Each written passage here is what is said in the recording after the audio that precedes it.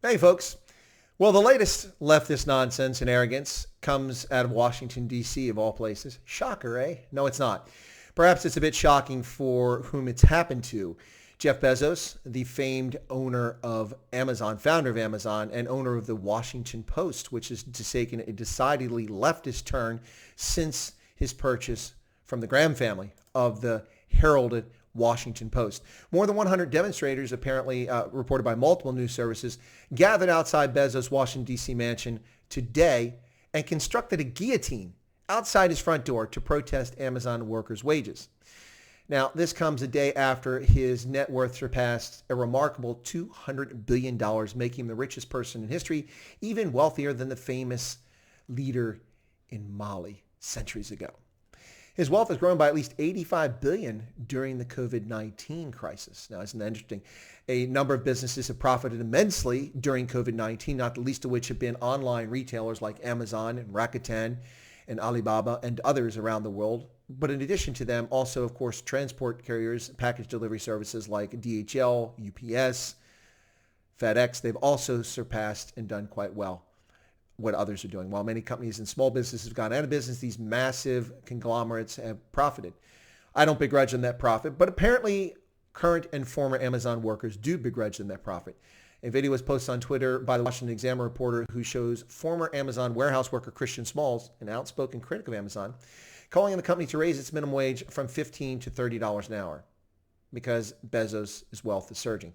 So let me get this right, Mr. Christian Smalls. Your economics degree, your understanding of economics, you feel that a jump by 100% in the minimum wage for people with minimum skills is warranted, making more than law enforcement, making more than many nurses, making more than even high-tech workers by sticking things in a box?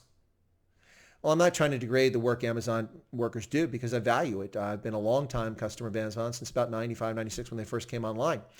But this is a bit ridiculous. And so Small says, give a good reason why we don't deserve a $30 minimum wage when this man makes $4,000 a second. Well, was it your idea? Was it your genius? Was it your brilliance? Did you take the risk?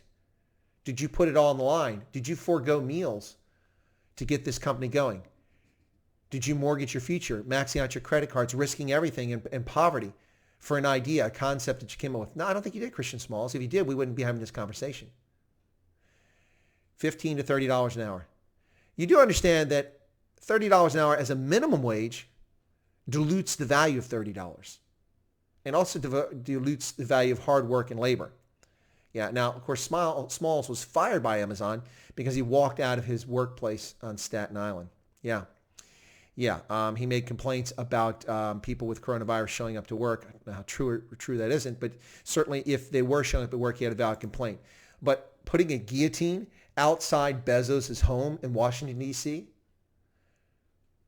what is the intent of that? To intimidate? It's certainly not a protest, sir. If anything, it's a threat.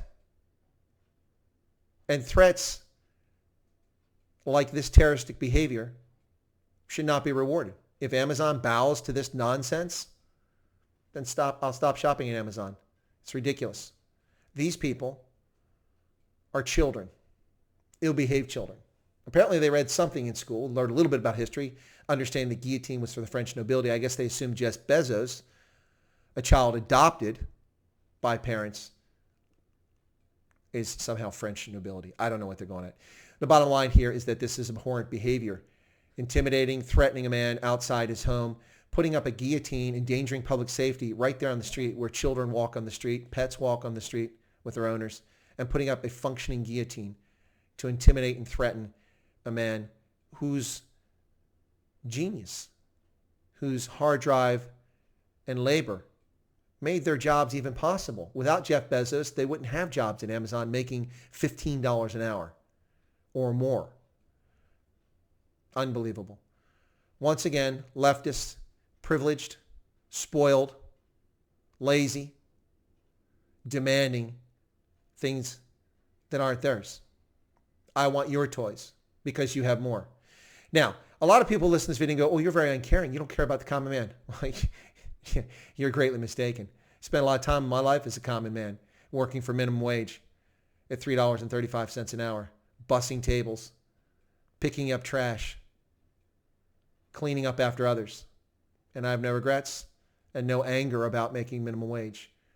I didn't intend to spend my entire life earning minimum wage. Hence the purpose for achieving more in life, getting an education, learning a valuable skill, and doing something useful in life, not leeching off of others or demanding that someone give me something.